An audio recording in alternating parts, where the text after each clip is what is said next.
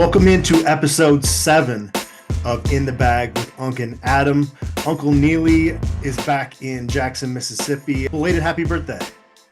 Hey, it's been a happy birthday, been a happy Father's Day, been great to be back home, taking a little break. The team is still there working. Coach Prime is in a position where he is, just blessed to have his mom there with him, most of his kids there with him. But every now and then I have to get back to Mississippi to check on my mom and visit with my kids. So we had a great Father's Day weekend, had a great birthday, and things are going well here. But you were out in Boulder for the first 3 weeks of summer strength and conditioning work. I'm curious, what were there any things that stood out to you about this group of Buffaloes? I would say the energy and the expectations. Energy and expectations. Energy is through the roof. These guys came in, highly motivated. And that attached to the expectations, they expect to win. There's no question marks, no doubts. No, I hope this goes well, or maybe we'll do this or that this season. These guys have high expectations for this team. They're challenging each other. The team chemistry is much further along this time of this year than it was last year. I would say they're in mid-season as it relates to their relationships and their confidence in each other. So. Give me that energy, man, and the expectations that they have are just far and beyond where we were this time last year. It definitely felt like watching the guys at that leadership retreat. Guys are starting to take ownership of this program. On the strength and conditioning side, you've got a staff that's got a little bit more continuity.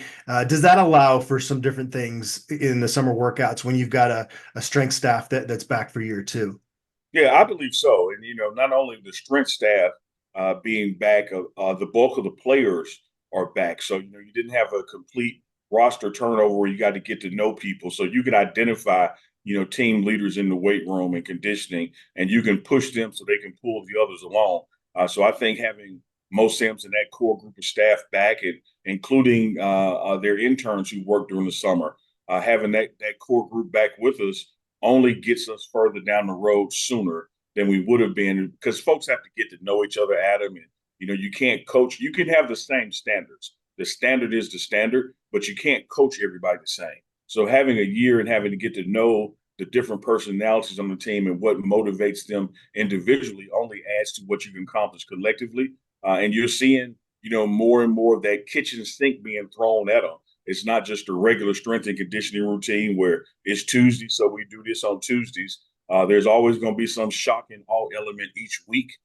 Probably 2 or 3 times a week, there's going to be something that the team didn't see coming. I love the competition that we see with the workouts as well. It seems like most things are kind of tailored in that sense. And there's been some strength staffs in Colorado in the past where the team would basically be split up and there wasn't that competition factor. And so that's another thing that's kind of stood out to me as I've watched a lot of the work that you guys do behind the scenes there. We got a ton of questions from Colorado fans. We're going to try to get to as many of them as we can. Unc, let's start here with Buff Bosco. He asked, who at this time is the biggest player, who is the strongest player, the fastest player, based on major classes and grades, the smartest? So let's take that one at a time here. Who's the biggest guy on this football team? I don't know about the height and weight. So let me make a gumbo here of height, weight, personality, and leadership. Khalil Benson is the biggest guy on the team. The way he goes about his business physically and the way he pushes the offensive line, pushes the total offense, pushes the defensive line. He is a leader and he stands tall in that room. And when he speaks, everybody's listening. I don't know if when he gets on the scale, he's the heaviest guy on the team. I don't know if he stands on the tape measure, he's the tallest guy on the team. But he is definitely one of the biggest guys on the team when it comes to being vocal and being a leader and challenging people and people responding to the challenge, because one thing they know is he's holding himself to the same level of accountability. All right, fastest player. If the whole team lines up, who are you putting your money on? Man, there've been some fast guys brought in. Wester's fast. But until I see somebody beat Travis Hunter and Jimmy Horn Jr., I still got to go with them. Okay. But the speed on this team has certainly increased, not decreased. There's some people who brought in who certainly, have some speed, man. But I'm still going to wager on Jimmy Horn Jr. and Travis Hunter if anybody wants to line up against them. He also asked about the smartest. I think it was Charlie Offerdahl and Travis Hunter that were the two 4.0 guys, right? Yeah, I would go with them. I don't know, what guys are majoring in up and down the board, but I'm not even going to compare majors and what's tough because to be a student athlete in this era of college football, with so much of your day being consumed by college football, I don't care if you're majoring in basket weaving. If you can pull a 4.0, you're doing a hell of a job in the classroom. And so I would still have to go with Charlie Offerdahl or Travis Hunter on the grade side as far as who has been making sure they're still getting those awards on the academic side as well as on the football field. And with Travis, the fact that he goes both ways means that he can't be practicing on both sides of the ball all the time as well. And so just the fact that they don't have to dumb things down for him. They give him the full package and he absorbs it. I think there was a time last fall when he was asked, do you need things, slow down a little bit? And he doesn't need that because he is football intelligent as well. So that part of it rolls into him as a football player as well. Alex1248 asked team chemistry this year versus last season. You kind of touched on this a little bit at the top there. Anything else you want to add here? I do want to add because we left off one thing. He asked about strongest, and Okay. that is Yep. that is clearly Tyler Brown. Look. We ain't got to flip a coin. We ain't got to go. Oh, I'm not sure about this one. Tyler Brown is the strongest guy on the team by far.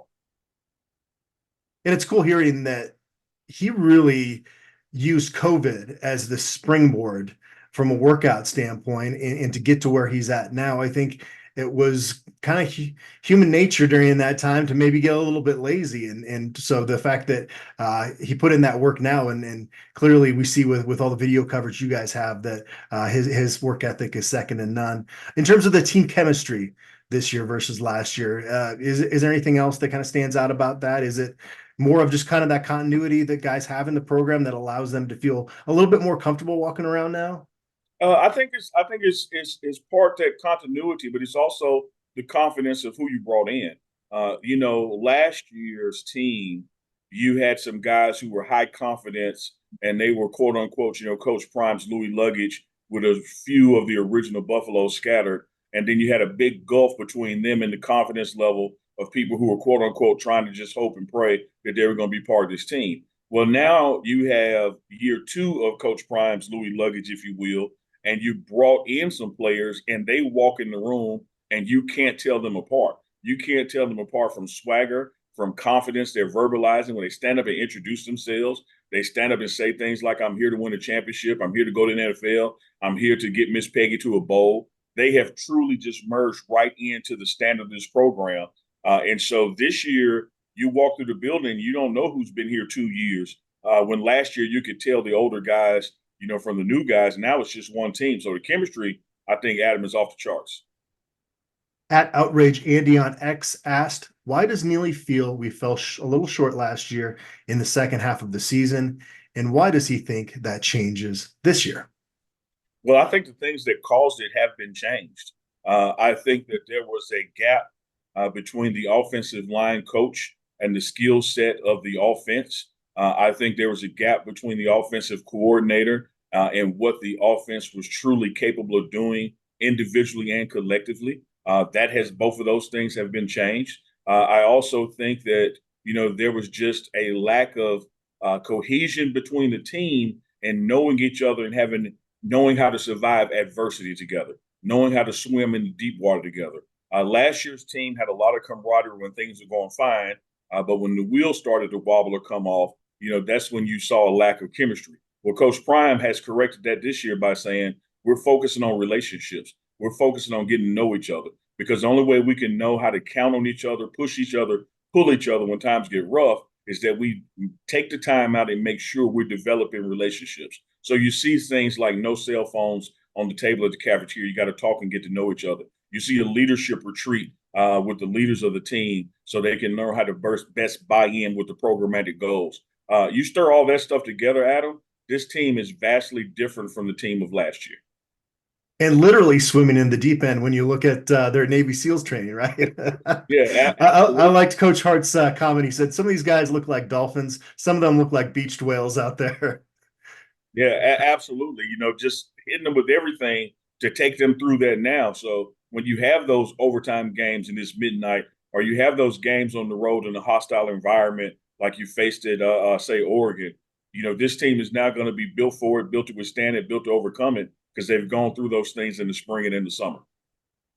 We got a question from Idiot Clown. He wanted to know, do you think Pat Sherman will run an offense that will take advantage playing home games at our high elevation and run a fast offense to get the defense gassed?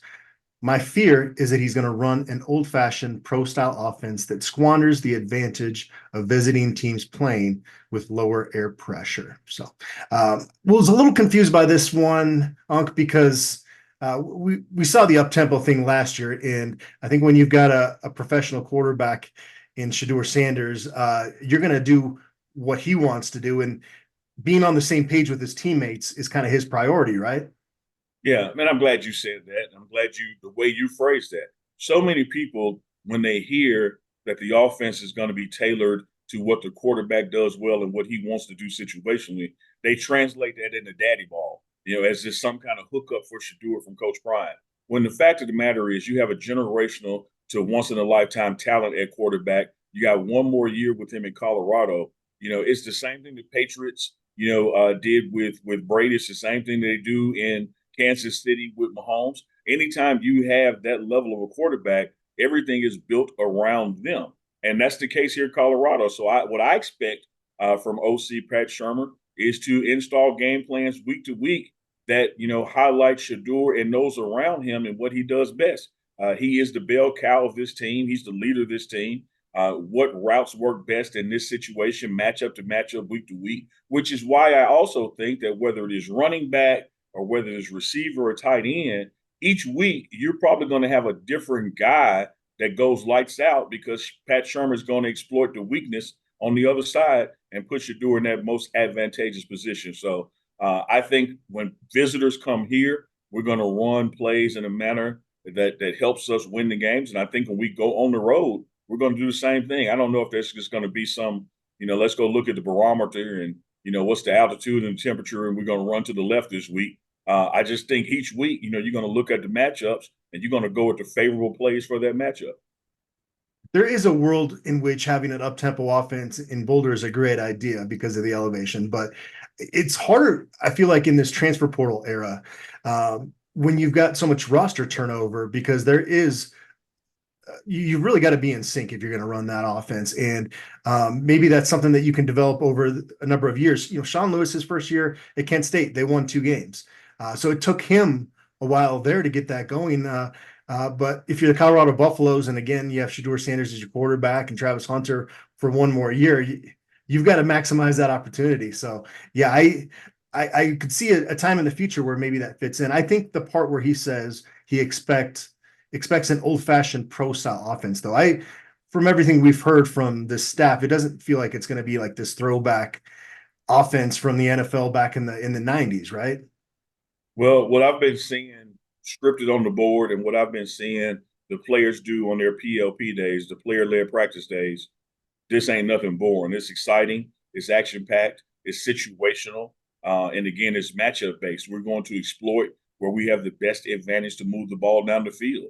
And that's going to look different week to week. It could possibly even look different quarter to quarter because our expectation of our team, when you talk about altitude, is not so much thinking about the other folks. We want to be able to play at the same speed and tempo and technical analysis in the fourth quarter like we do in the first. And that's whether we're home on the road. So whether you want to call it pro style or this or that, the goal is to get the ball down the field and score. And this offense under Pat Shermer is designed to do just that. Bound 42 asked, we see Shador in videos with his receivers doing extra work. Does Ryan Staub do the same? How is the chemistry between him and the receivers? How is Staub progressing? Staub is progressing wonderfully. Staub did so well at the end of last season while Shador was hurt that many thought that he would enter the portal. And when the phone was ringing, he chose to stay here because he likes his future here at this program. And there has to be heir apparent or the baton passed to somebody. I know that the coaches are out there, working the portal, working the high schools, and trying to, recruit the next best quarterback to Colorado. But you can't sleep on what Ryan Staub has done as far as his knowledge of this offense and what those receivers are capable of, his chemistry with them. He's working hard every day.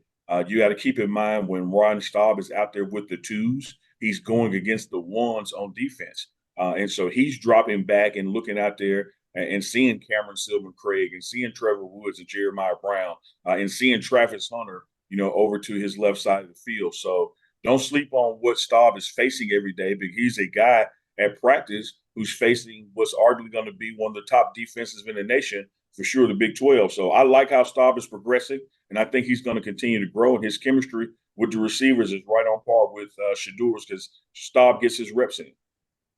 Awesome. Yanks Buff 27 asked, for the offensive line, it looks like everyone has 1 or more years of eligibility besides Justin Mayers. Do you believe that we could have 4 or 5 starters back next year? I'll hand it over to you, Neely, but it feels like the perfect world, there'd be a couple guys that would work their way into the NFL draft, right? From that group? Absolutely. That's the goal. The goal is to next year have a high caliber offensive line, whether it is some of these same guys or not. But you want these guys to excel so well this year that the NFL comes calling and they go to the league. That's the plan for them. That's the plan for themselves. Having said that, we're in the age of college football, Adam, where first thing is you got to recruit your own team back each year. And the better these guys do and the more opportunity there is somewhere else, whether that is playing time, going to the league, collectors, or NIL, you have to state your case on why people should remain with you. So our focus is not who's going to be here, not next year. Our focus is week 1, North Dakota State, and making sure this offensive line is ready for them. Having said that, I think that you're going to have some of these guys going to play on Sundays, and you're going to have some of these guys that are going to remain here in Colorado. All right. Call Me Coach B asked, how are the players picking up the new defensive scheme?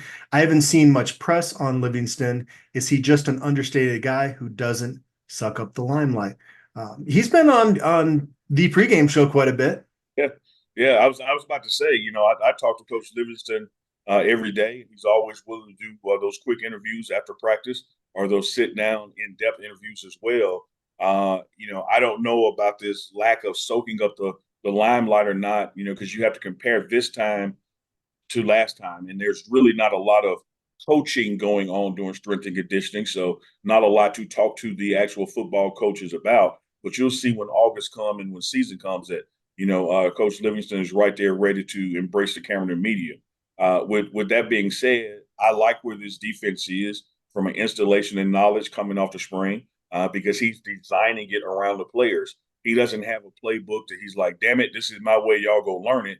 His playbook is, let me evaluate what we have here and let me get them in the best position to make plays, and we'll name it something and we'll call it something and we'll package it, do this thing together. So the buy-in that he's created with this defense is much, much further along than we were last year. Shout out to Coach Kelly last year, wonderful coach, defensive guru, but his playbook was a phone book. And it was one of those playbooks that was designed on coaching somebody, 2, 3, and 4 years, that by the time you were a junior or senior, you're a master of it. Well, in this new era of college football, you're only coaching a guy for a year, maybe 2 tops. And so building a system around the players and their talent is the route to go. And that's what Coach Rob Livingston is doing.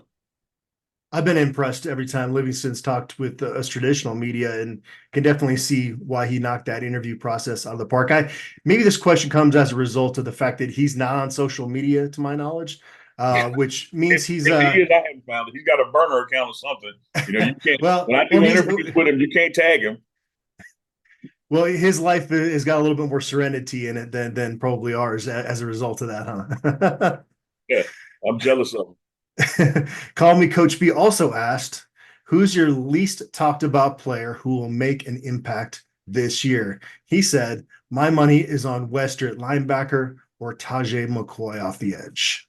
I like the McCoy one. That's a good pick, because I think Wester does get a pretty good amount of buzz, as far as what people are expecting from him. But I do think Taj McCoy slept on.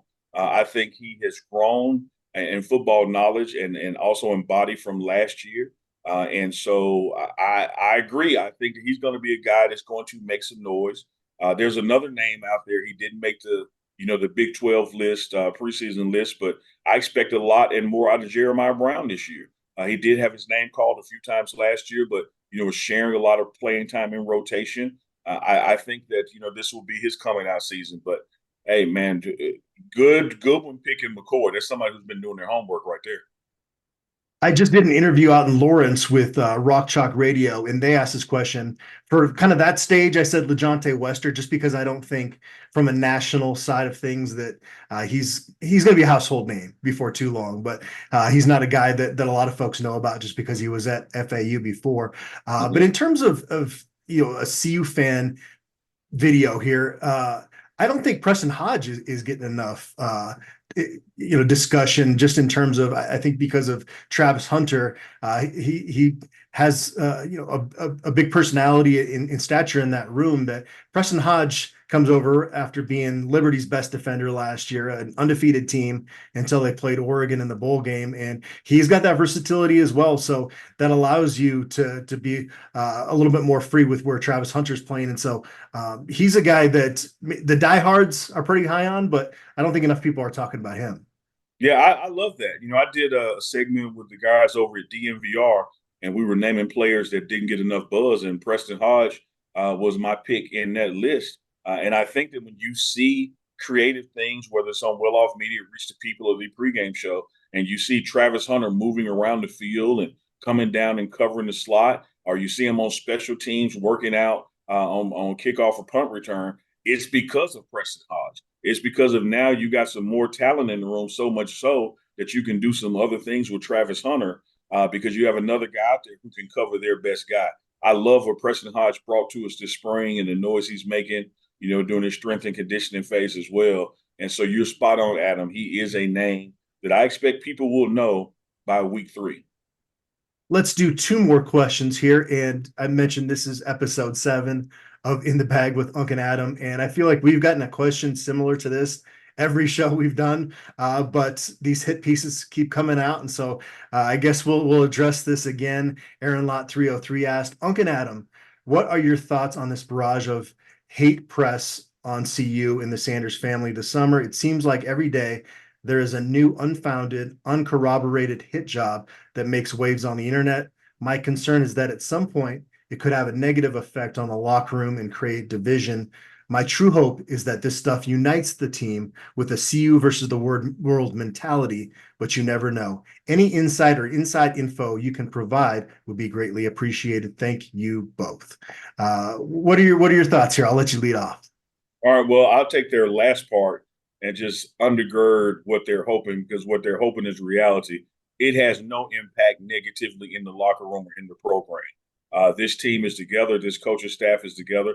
We expect this kind of thing to happen, and we expect more of it to happen as we continue to recruit the best of the best, and also especially when we start winning games. I think we have to understand out there that you have to, if you are on the other side of this Coach Prime equation, if you want the players he's recruiting, if you want the buzz and everything that's going along with it, the only thing that you can do is muddy up the water and murky the water and put out that clickbait because it's lies, it's slander, and it travels fast. And if you can put enough doubt in people's mind, you're right, that people will tend to try to stay away from it. But what's not factored in is the strength of Coach Prime's message himself, the strength of the players and their messages themselves and their social media following, and the programs like Adam and what he's doing and the programs like this. There's so much more truth out there that the water gets cleaned up right after they try to stir it, and you still end up signing big players. You still end up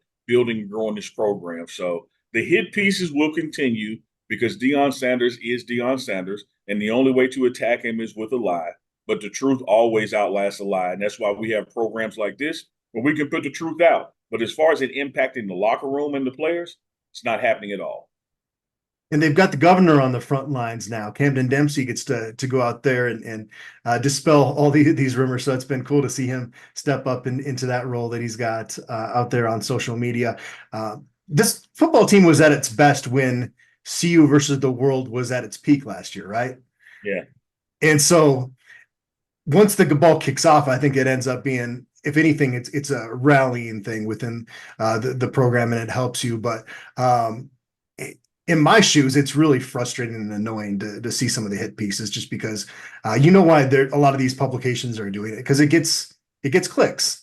And the latest one with an anonymous player about, talking about how they were told they had to go to the Little Wayne concert, and it just, you got to at least put a name on there.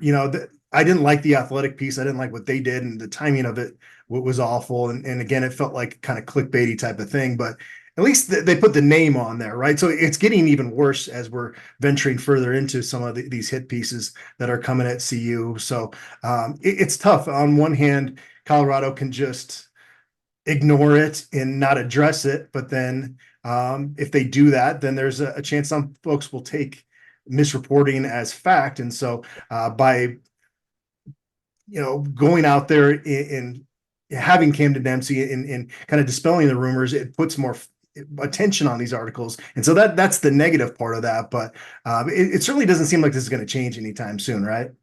Oh no, it's not going to change. It's going to double down. There'll be more and more of it as we become more and more successful. I think we always have to remember that there are levels to journalism. Some people understand that in journalism, if you get a quote from somebody else about Adam, you have to go to Adam and get a rebuttal for the same story, or at least get someone from the counter view for the same story. Well, when you put in social media and anybody can make a page or a website, those kind of fundamentals of journalism go out the door. And so just because something is on Instagram, just because something is on a .com site, does not mean it's credible and true journalism where you have both sides being heard of. And to run those kind of stories with unnamed sources, I don't know who your source is. You could have just made this whole story up. Yeah. But I will also just, again, man, point to the facts. When you look at the facts, when an unknown source says we were made to go to the Lil Wayne concert, one, not only is that not true, the people who transferred before the concert. The concert was the culmination of the spring game. The people who were out the door were out the door before the concert ever took place. Furthermore, it wasn't known before the concert, even moments before the concert, that Shadur was going to get on the stage. That was just kind of an impromptu, organic moment that happened. So there's so many phases of this story that are untrue that it's incumbent upon us to reply and put the truth out there, because a lie unchallenged can become the truth. So we got to challenge it, but it becomes a full-time job, Adam, as you've been aware, challenging it, because every day somebody's saying something, because people love clicking on the story that has Colorado's name in the headline. Yeah.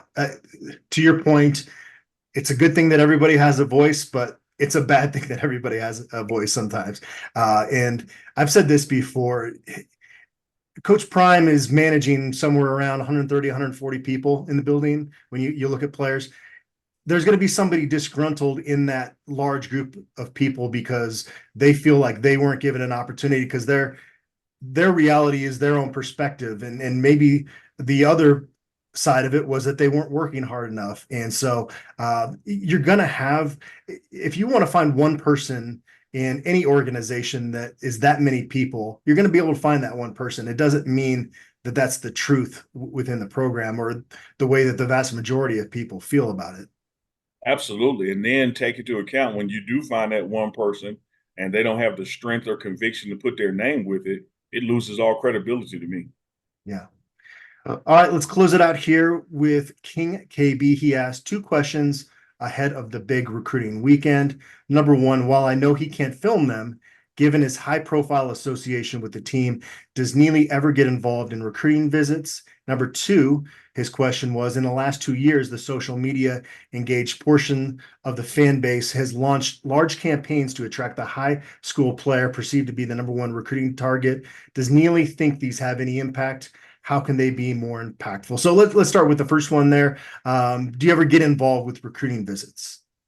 Coach Prime will tell you that everybody in the building, if you touch this program, you are important to not only the lifeblood of the program, but that also includes the recruiting. So the folks in the cafeteria with the meals they prepare, the custodian staff with the building being clean and ready to go, all the way up to the recruiting staff who lays out the agenda for those weekends.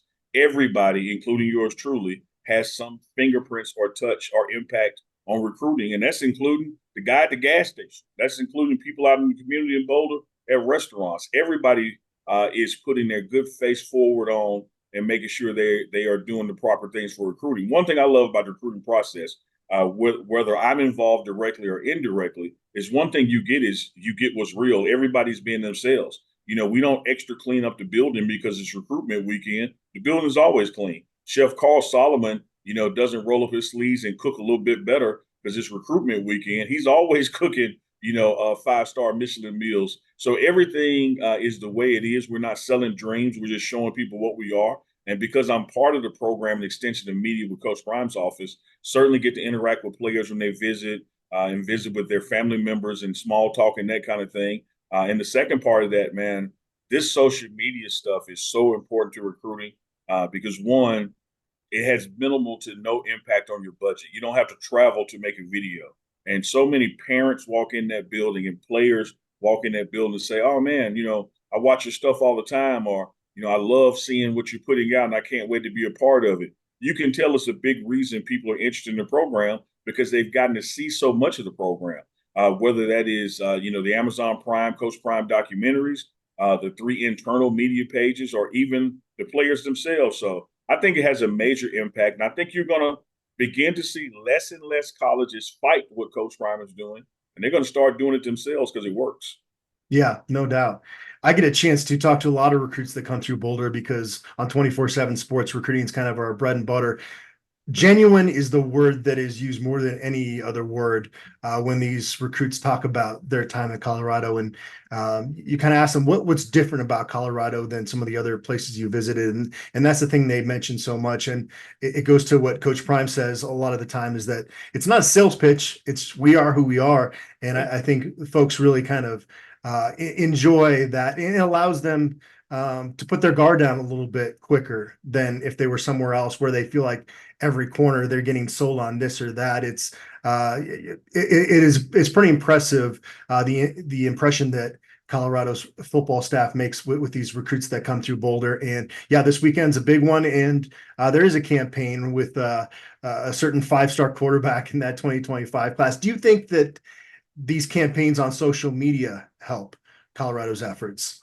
Yeah, I think they do. I think everybody loves seeing their names in lights. I think everybody wants to be wanted. Maslow's hierarchy of needs right up there at the top with food and water is love. People want to be loved and feel appreciated. So I think players, the more they see their name has become a hashtag or it's trending with a particular school, I does think that helps. But I also know what else helps, and that's making sure you're giving, to the alliance and to the collective, because these recruiting efforts, signing these players in this new era of college football takes financing, it takes money, it takes support. And so I love what you said, Adam, that you've heard from players who visit, and the one takeaway word is genuine, because it is genuine. Coach Prime plays music every morning, and you can hear it from outside his door. And I don't care who's coming to visit, you're going to hear music in the morning. Coach Sapp will tell you that you hear his voice long before you see him. And I don't care who you are coming to visit, Coach Sapp is going to be talking loud in the hallway. Everything is just like it is every day when we have visitors in. There's no, false front put on. Everybody's being themselves. What you see is what you get, because that's nothing being sold but genuineness. So I appreciate those players telling you that and using that word, because that's real, man. It's as real as it gets. What you see on recruit weekend is what you can find on a Wednesday afternoon in the normal week. And this recruit that I was hinting at that's coming out this weekend, Peggy's involved in the recruitment there. So it really is all hands on deck. And I'll tell you one thing, there's no way I'm going to be able to tell Peggy no for anything. So I like Colorado's chances there. I've really enjoyed your Wednesdays with Warren features that you do. You guys are going to keep that going, hopefully. Yeah, it's going to keep going even through the season. Of course, we talk about whatever is happening in the world with a dose of Colorado football. But as we get into August and into the season, it will become more and more of a college football, specifically Colorado football show, talking about what happened the past game, what we expect coming up with the new game.